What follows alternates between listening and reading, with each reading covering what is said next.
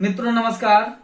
मैं रवि प्रकाश पांडे भाषा व्याकरण अध्ययन नामक चैनल पर आपका स्वागत करता हूं। आज मैं इस वीडियो के माध्यम से वर्णों के उच्चारण स्थानों की चर्चा करूंगा। हमारे मुख के अंदर 8 वर्णों के उच्चारण स्थान विद्यमान हैं। इन्हीं उच्चारण स्थानों से ही वर्णों का उच्चारण होता है। जो भी वर्ण हम बोलते हैं मुख से हमारे उच्चारित होते हैं और मुख के इन्हीं उच्चारण स्थानों से वर्णों का उच्चारण होता है। एक बार मैंने वीडियो में चर्चा किया था मित्रों कि हमारे पेट से वायु चलती है। उच्चारण की प्रक्रिया संस्कृत के विद्वानों ने पाणिनि शिक्षा में खास तौर से बड़े विस्तार से बताई गई है। कभी मैं उसके विषय में वीडियो बनाऊंगा। तो वायु हमारे पेट से चलती है, मुख के अंदर आकर के टकराती है और जो उसके पहले प्रक्रिया ये होती है कि जो वर्ण हम उच्चारित करना चाहते हैं वो इतनी सूक्ष्म प्रक्रिया है कि पता नहीं चलती और उच्चारण हो जाता है। पेट से वायु चलती है और मुंह में जिस वर्ण का उच्चारण करना चाहते हैं उस वर्ण के उच्चारण स्थान को वायु टच कर वहां पे टकराती है और वही वर्ण उच्चारित हो जाता है। तो इसकी बड़ी लंबी प्रक्रिया है, इसके विषय में हम कभी वीडियो बनाएंगे। तो ये प्रक्रिया है। तो उच्चारण स्थान हमारे मुख के अंदर हैं। किन जैसे कंठ, तालु, ओष्ठ, दांत, मूर्धा, जीवामूली इत्यादि उच्चारण स्थान कहे गए हैं। इन उच्चारण स्थानों से जो वर्ण पाणिनि माहेश्वर सूत्र में गिनाए गए हैं उन वर्णों का उच्चारण होता है या जिन वर्णों का हम प्रयोग करते हैं उन वर्णों का उच्चारण इन्हीं उच्चारण स्थानों से होता है। तो किस वर्ण का उच्चारण किस स्थान से होता है इसकी चर्चा आज हम इस वीडियो में करेंगे। तो हमने बताया मित्रों कि इसके संबंध में अष्टाध्यायी में पाणिनि महोदय ने बड़े विस्तार से चर्चा की है। उसके संबंध में कुछ वचनों के द्वारा उन्होंने कहा है, बताया है कि कैसे किन स्थानों से किन उच्चारण स्थानों से किन वर्णों का उच्चारण होगा। वो कथन वो वचन इस रूप में है। अकुह विसर्जनीया नाम कंठः, इचुयशा नाम तालु, ऋतु रसा नाम मूर्धा, ऋतु लसा नाम दंता, उपु पद्मानिया नाम ओष्ठौ, यमंगणना नाम नासिका च, ए दैतो कंठतालु, ए दैतो कंठतालु, ओ दौतो कंठोष्ठम, वकारस्य दंतोष्ठम, जिह्वामूलीयस्य जिह्वामूलम और नासिका अनुस्वारस्य च, नासिका अनुस्वारस्य। इस प्रकार से ये इस रूप में उच्चारण वर्णों के उच्चारण स्थानों किन वर्णों का उच्चारण किन स्थानों से होता है इस प्रकार से ये वर्णन किया गया है। अब हम एक एक को लेंगे। क्योंकि ये सारे एक वीडियो में ही संभव नहीं है इसलिए हम इनको 2 वीडियोस के माध्यम से आप तक प्रेषित करेंगे। अभी हम वर्णों के उच्चारण वर्णों का उच्चारण स्थान पार्ट 1 इस वीडियो का निर्माण कर रहे हैं। इसमें हम इसकी चर्चा करेंगे। शेष जो बचेंगे दूसरे वीडियो में यानी उच्चारण वर्णों का उच्चारण भाग 2 में उसका अध्ययन करेंगे। तो पार्ट 1 के अंतर्गत हम चर्चा करते हैं। कुछ इन जो अभी हमने गिनाया इनमें से कुछ को लेते हैं और उनकी व्याख्या करते हैं। मित्रों इन सभी वचनों में आप देखिए कि जैसे पहला है अकुह विसर्जनीया नाम कंठः। इसमें कु, चु, टू, तू, पू, कु, चु, टू, तू, पू ये 5 स्पर्श व्यंजनों के वर्गों की बात की गई है। तो कु माने क वर्ग क ख ग घ अंग। जहां कु आएगा वहां आप कु से क वर्ग को समझेंगे। कु कवर्ग में 5 वर्ण आते हैं। मैंने पहले चर्चा किया था इसकी स्पर्श व्यंजन के प्रकरण में। वो वीडियो भी उपलब्ध है यूट्यूब पर, आप उसको देख सकते हैं। डिस्क्रिप्शन में लिंक मिल जाएगा, आप देख सकते हैं। तो कु माने कवर्ग। फिर चू जहां आएगा वो चवर्ग च छ ज झ ञ। टू माने ट वर्ग, ट ठ ड ढ ण। अभी ये सब आगे आएंगे इसलिए मैं पहले से ही बता देना चाह रहा हूं। तू माने त वर्ग, त थ द ध न। पू माने प वर्ग, प फ ब भ म। तो इस प्रकार से इनकी बातें इसमें आएंगी, तो इनकी हम चर्चा करते हैं। आगे बढ़ते हैं। तो पहला हम जो वाक्य कथन है वह है अकुह विसर्जनीया नाम कंठः। इसमें देखिए किनका किनका वर्णन किया गया है। अ, कु, ह और विसर्जनीय नाम अर्थात विसर्ग। चूंकि विसर्जनीय नाम में षष्ठी बहुवचन का रूप है ये विसर्जनीय नाम, क्योंकि कई कई हैं और षष्ठी बहुवचन का रूप है वो। तो अ क वर्ग, कु माने क वर्ग, ह और विसर्ग, इनका उच्चारण स्थान कंठः। अकुह विसर्जनीया नाम कंठः।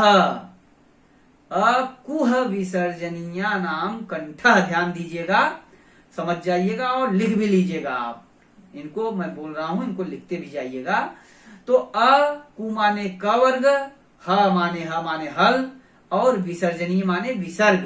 इन वर्णों का उच्चारण स्थान कंठ होता है। इनका उच्चारण कंठ नामक उच्चारण स्थान से होता है। कंठ कहाँ होता है मित्रों? कंठ ये गले में, मूर्धा के पीछे, मूर्धा उसके आगे होती है। कंठ ये आप देख रहे हैं, तो यहाँ कंठ से उच्चारित होते हैं। ये कौन कौन से? अ, क वर्ग, ह और विसर्ग, इनका उच्चारण कंठ से होता है। दूसरा है इचु यशा नाम तालु। इचु यशा नाम तालु, इसके अंतर्गत कौन कौन आते हैं? ई, चु माने च वर्ग, य माने यज्ञ और श, ई चु य शा नाम। शा नाम में श तालव्य श है। तालव्य श किसको कहते हैं? जिसका उच्चारण तालु से होता है। ये मैंने पहले इसके विषय में चर्चा किया था। और इसका उच्चारण किसका किसका? ई, च वर्ग, य और श। श माने सीटी वाला श। इनका उच्चारण स्थान तालु होता है। जिन वर्णों का उच्चारण स्थान तालु होता है उन वर्णों को हम तालव्य वर्ण कहते हैं। तो इस प्रकार से ये ई, चु माने च वर्ग, य माने यज्ञ और श, सीटी वाला श, इनका उच्चारण स्थान तालु होता है। तालु कहाँ होता है? तालु होता है जीभ के ठीक ऊपर, ये वाला हिस्सा, जीभ के ठीक ऊपर तालु हिस्सा तालु होता है। आप इन वर्णों का उच्चारण जीभ से के द्वारा करके देखिए कि जीभ जो है तालु को स्पर्श करती है, जाकर के तालु में टकराती है। तो इस प्रकार से इनका उच्चारण स्थान तालु है। इन वर्णों को हम तालव्य कहते हैं। इसीलिए शीटी वाले श का नाम जो है, शुद्ध नाम, वह है तालव्य श, क्योंकि इसका उच्चारण स्थान तालु होता है। तीसरे पर आते हैं। ऋतु रसाणाम मूर्धा। री माने ऋषि, ऋषि। टू माने ट वर्ग, ट ठ ड ढ अण। पहले ही मित्रों हमने बताया था कि कु चू टू तू पू। कु माने क वर्ग, चू माने च वर्ग, टू माने ट वर्ग, तू माने त वर्ग, पू माने प वर्ग। तो री, टू माने ट वर्ग, र माने रथ और श, षटकोण वाला श, इनका उच्चारण स्थान मूर्धा होता है। कौन कौन सा? किस किस वर्ण का? री माने ऋषि और ट वर्ग टू, ऋतु रसाणाम मूर्धा।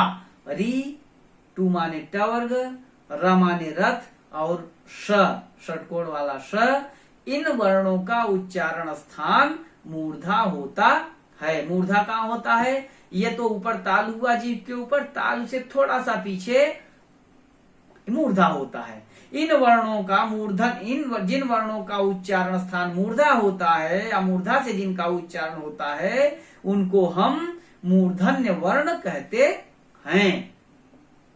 तो इस प्रकार से इसीलिए चूंकि षटकोण वाले श का उच्चारण स्थान मूर्धा है, इसीलिए इस श का नाम हुआ मूर्धन्य श। पहला जो श था वो तालव्य श था, क्योंकि उसका उच्चारण स्थान तालु था, और इस स का जो षटकोण वाला श है, इसका उच्चारण स्थान मूर्धा है, इसलिए इसको मूर्धन्य श कहते हैं। इन वर्णों के उच्चारण में थोड़ा सा जिह्वा को या जीभ को मोड़ करके आप उच्चारित करिए, तो इनका उच्चारण जीभ को थोड़ा सा मोड़ने पर किया जाता है। श श श के रूप में इसका उच्चारण होता है, जीभ को थोड़ा मोड़ना पड़ता है। पहला जो सीटी वाला श था वो श, उसके उच्चारण करने में शीटी भी बचती है, शायद इसलिए भी इसको शीटी वाला श कहते रहे होंगे। और शीटी शब्द लिखने में भी श का, इस श का प्रयोग किया जाता है, इसलिए इसको शीटी श कहा जाता है। तो उसको तालव्य श कहते हैं, और ये मूर्धन्य श होता है, क्योंकि इसका उच्चारण स्थान मूर्धा होता है। अगला है मित्रों लृतुलसानाम दंता। लृ, ल के नीचे जो री लगी रहती है, तो वस्तुतः लृ अपने आप में एक स्वर है, ल के नीचे री नहीं लगी होती, बल्कि वो लृ अपने आप में, जैसे री एक स्वर होता है, अ एक स्वर होता है, उसी प्रकार से लृ भी एक स्वर है। अ ई उ री, लृ, ये 5 मूल स्वर हैं। इन 5 मूल स्वरों में लृ भी एक स्वर है।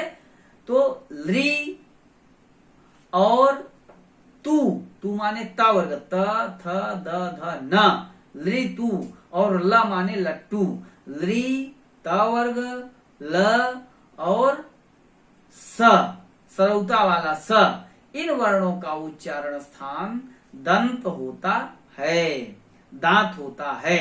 इनका उच्चारण हम दांत से ही करते हैं, जीभ दांत तक जाती है, तब इनका उच्चारण स्थान होता है। आप उच्चारण करके, उच्चारण होता है, आप इनका उच्चारण करके देख लीजिए। स, जीभ दांत के पास जा रही है।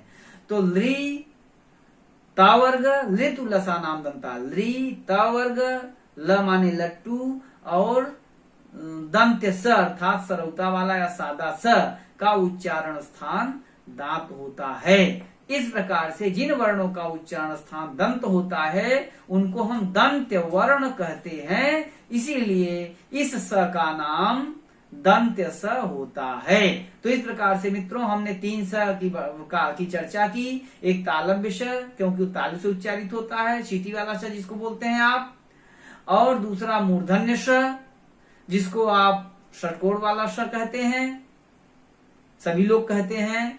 षटकोण वाला सा, उसको मूर्धन्य श, शुद्ध उच्चारण उसका है, कहा जाता है मूर्धन्य श।